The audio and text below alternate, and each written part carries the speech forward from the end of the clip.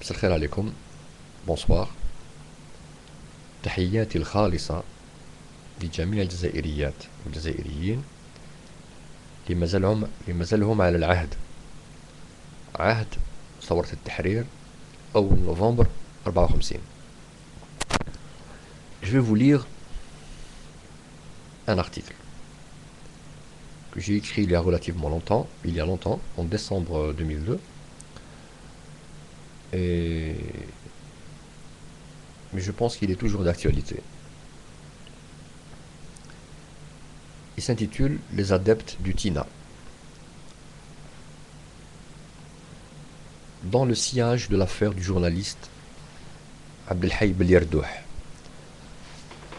mort d'avoir tenu tête à la mafia, qui n'a pas fini de se développer, en profitant de sa proximité et dans beaucoup de cas de sa superposition avec des cercles puissants du pouvoir. D'autres scandales continuent d'éclater, tels que celui impliquant dans une tentative de racket aggravée le chef de sûreté et le chef de la brigade économique de la wilaya d'Alger, décédé dans sa cellule le 17 novembre 2002, soit un jour après son arrestation, démontrant de plein fouet, si besoin est, le niveau de déliquescence avancé atteint par l'État, dont la mission première devrait être la protection des personnes et des biens. Outre le terrorisme répertorié, le grand banditisme, de plus en plus constaté ces derniers temps, pratiqué d'une manière fort troublante, sous couvert de telle ou telle autorité, n'est en vérité nullement le produit d'une génération spontanée. Inscrit dans l'ordre des choses,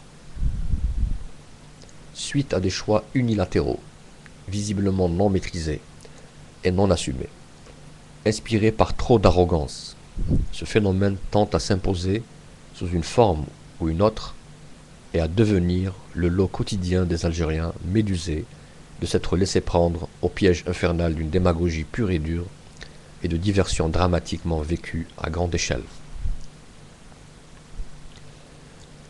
La perspective de la démocratie espérée est étouffée sous le poids d'un système dont les fondements se situent aux antipodes de l'esprit citoyen, chantonné par ailleurs ici et là par quelques officiels, politiciens professionnels et autres intellectuels de service, coupés de la réalité, pathologiquement parlant, ou jouant consciemment et avec zèle les bouffons des roitelets imposteurs.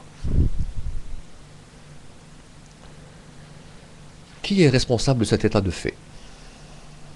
Suffit-il, pour exorciser les malheurs et les grandes menaces qui planent, de comptabiliser les innombrables crimes commis par les intouchables, adeptes médiocres de la doctrine du TINA, There is no alternative, il n'y a pas d'alternative, dont parle Noam Chomsky, in la conférence d'Albuquerque, Alia, Paris 2001, motivés par l'attrait du butin et leur désir de domination absolue. Qu'une partie de la presse algérienne arrive audacieusement de temps à autre à dénoncer les dépassements des prédateurs, généralement de second ordre, est-ce là les prémices d'un espoir, ou n'est-ce qu'une soupape d'échappement tolérée pour raison de sauce interne et externe?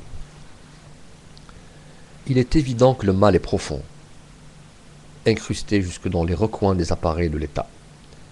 Il faudrait un miracle pour arriver à l'en extraire, réussissant même à tisser des alliances stratégiques mettant en péril les quelques attributs de souveraineté restants.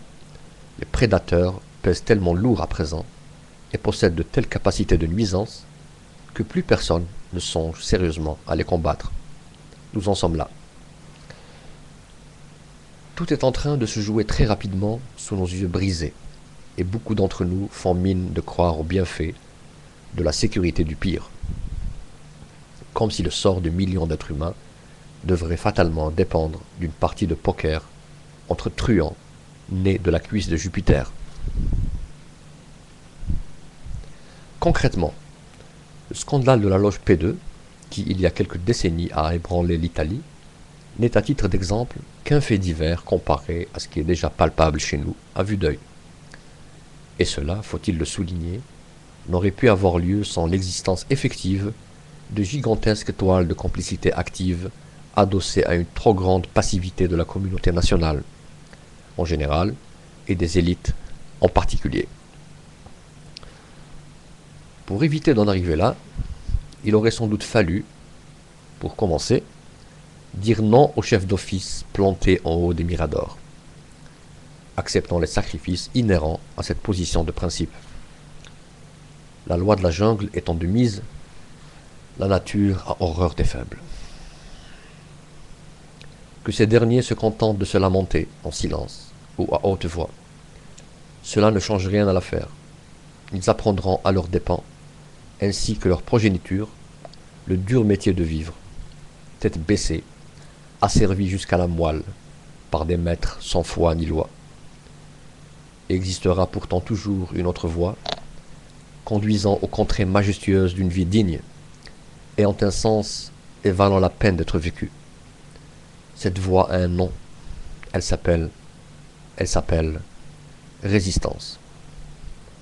Mais seuls sont amenés à l'emprunter les amoureux de la justice et de la liberté, car il faut souvent en payer le prix.